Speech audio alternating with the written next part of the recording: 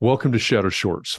This is where every day at noon Eastern, I bring to you a short conversation with an expert, a thought leader, a doer in the realm of innovation for the built environment. My name is Jeff Echols. I'm a senior advisor and the head of marketing for Shadow Partners. And today I am joined by someone who is definitely a thought leader, definitely an expert, definitely a doer, and also someone who is a mentor to our Shadow Partners incubator programs. I'm very happy to welcome Anil Sawhney to Shadow Shorts today. He is, like I said, he's one of our mentors, and he's also a director of the infrastructure sector at RICS. And so I'm going to ask him to tell us what that is, but we're really going to dig into something that's top of mind for an awful lot of people right now. This is one of the main topics that I think when we get into built environment, built sector, that matters to a lot of people. We're going to talk about standardized method for measuring carbon emissions in the construction industry. So first of all, Anil, welcome. I'm glad that you're here. Tell me about RICS. What's RICS? Absolutely.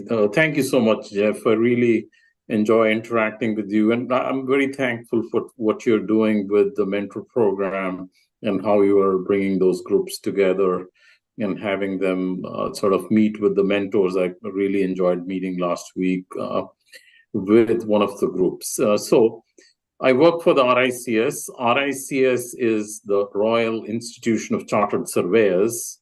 As the name would suggest, we are based out of the UK, but we are a global professional body, a charity, not-for-profit organization representing our members for the public good.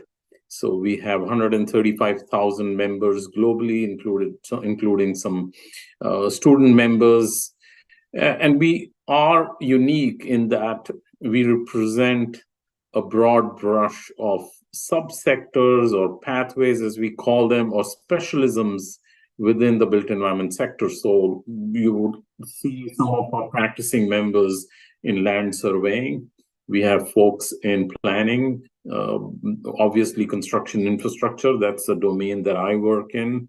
We have folks in valuation, asset management, FM, and so on. So about 20 specialisms represented within RICS, and we play a significant role in setting international standards, writing about thought leadership, research, market insights, and a whole lot in terms of working with our members to develop learning and development that provides a pathway to continually learn new things, explore new ideas, and share back with the sector what's happening at the forefront of technology, at the forefront of sustainability, and similar topics. And speaking of sustainability and the infrastructure sector, carbon emissions is a huge topic. We talk about decarbonization all of the time.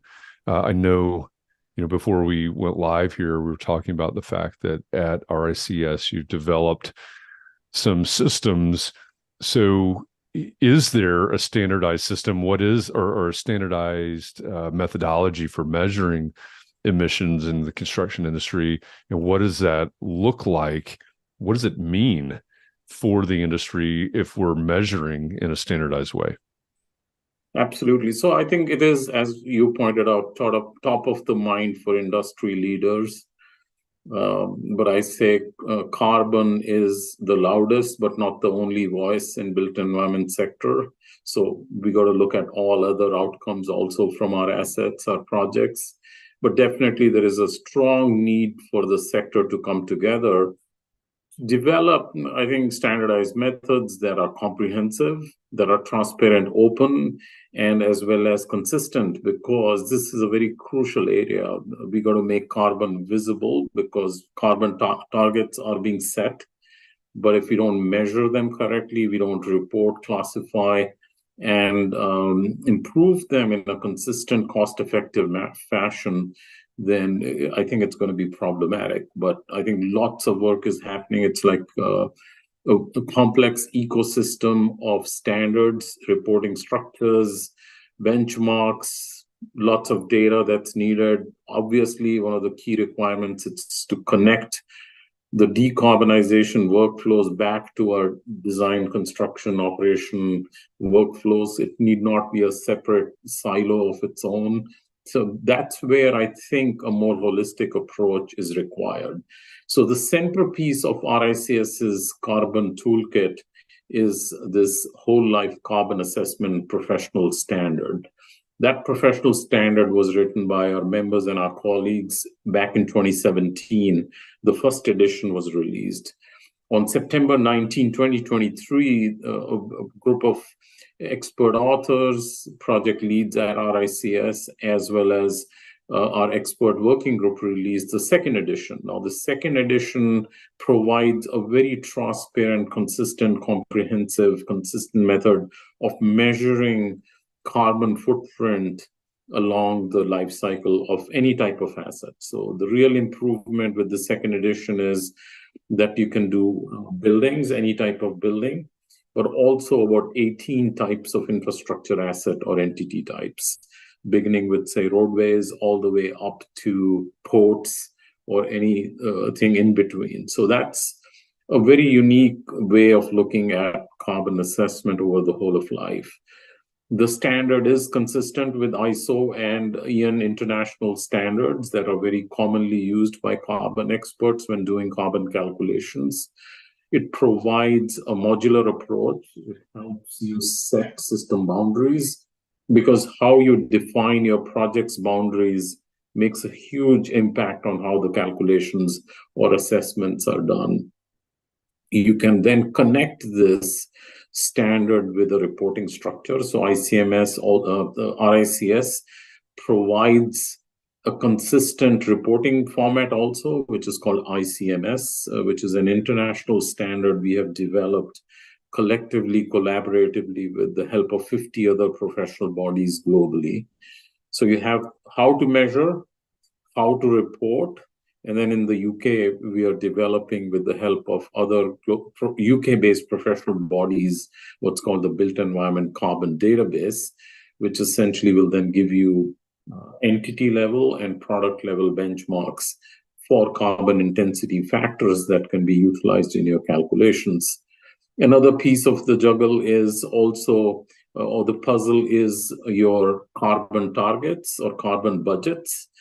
For the UK, RICS is working with other professional bodies to create the UK net zero carbon building standard, which will basically then have for various building types, residential, office, and other types, published standards by square meter of floor area, perhaps, which can then connect into this ecosystem, you know, how to calculate, you know, what to calculate, you know, how to report, where do you get the benchmarks, and then what are your targets that you're trying to achieve or accomplish.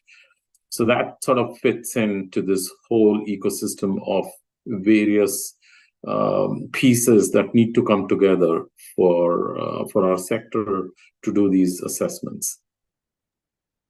So as we look forward then, so we've got a way to assess and we've got a way to standardize the reporting. So you know, I guess everybody's on the same level.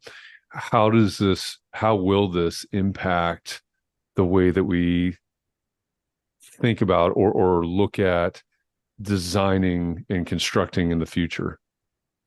Absolutely. So the standard is equally applicable to new builds or to retrofits or existing assets. What the standard does, it sort of connects back to our projects stages, project stage gates.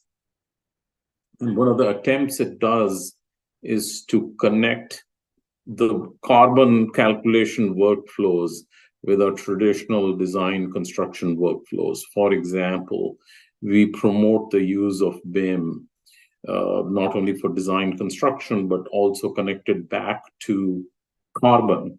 Now, the additional thing that RICS provides then is an integration between carbon and cost calculations. I think it will be fair to say that we want to decarbonize in the most cost-effective fashion. So the reporting taxonomy is borrowed from a cost planning kind of a structure or taxonomy. So we integrate life cycle cost reporting with life cycle or whole life carbon reporting in the same classification system. So as you are evaluating your material substitutions, evaluating which object, product, component, assembly to use, you're simultaneously also invoking pricing or costing processes. Therefore, now we see deeper integration with your traditional core workflows. Because if we leave it to very specialized carbon experts and leave it as a silo separate from all our traditional or core work processes, then you are creating a fragmented approach. So what we want to do is maybe through our members, such as quantity surveyors or cost planners who have expertise on costing quantities, as well as material substitution, take on this whole of life approach, bring in the carbon calculations, and help project teams make decisions on material substitution, best selection of systems, products, assemblies, and components. So I think that's how this will become deeply integrated. Lastly, also important is we promote circularity principles. So if you can bring in a top layer of circularity, or plainly speaking, reuse, and how do you give credit for reuse of products, components, materials in this existing building or a new building or a new asset, that would further help integrate it to our core processes and decision-making that is normally involved either in new builds or in retrofits. So what's the, I realize we're running up against our time here, but what's the big takeaway here? It seems to me that, what you're talking about, the standardization is really a legitimate push forward in terms of sustainability.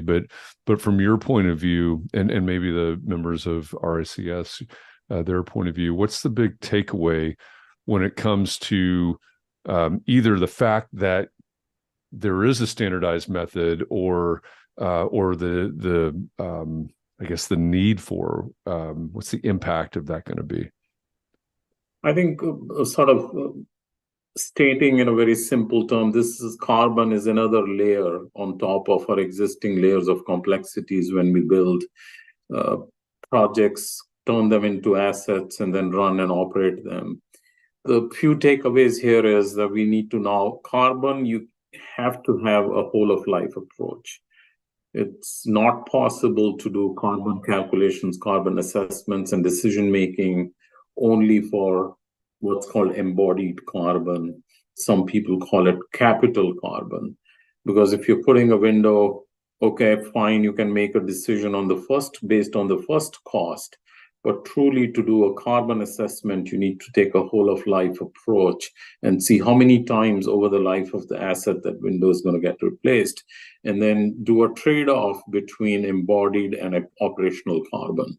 That is something that is required. So big takeaway would be start thinking of whole of life worldview on projects and assets. This standard is going to become mandatory for our members July 2024. So that's important to keep in mind as well. Lastly, I think this is not going to take place without bringing digital. So digital is going to be digital data standards are going to be an ally or a friend of decarbonization. So we need to bring that into the mix also. And that's why I talked about integrating carbon workflows with cost, design, construction workflows, so that we can make a holistic picture out of this. So it is not an easy task, I feel, but we need a whole of industry input to move forward also. But that's something we have to do in order to address the climate crisis that we are all facing. Yeah, it seems to me that with this standardization, this has to be a big push forward into making some of these things a reality, right? To really, like you said, it's layers, and digital as friend of carbon, et cetera, all these things starting to work together in a holistic and sustainable, pushing us towards a sustainable industry. Anil, thank you very much for explaining this and talking about what is rolling out, what's coming from RICS, a standardized method for measuring carbon in the construction industry. We talk about decarbonization all the time, and I think this, to me, this is making those goals more realistic as we move towards the standardization. So thank you for this, and also thank you for being one of our mentors in our incubator program. It means a lot. It's very helpful to our startup founders to have people with your expertise in the mix. Thank you, Jeff, and I really appreciate what Shadow is doing for the industry.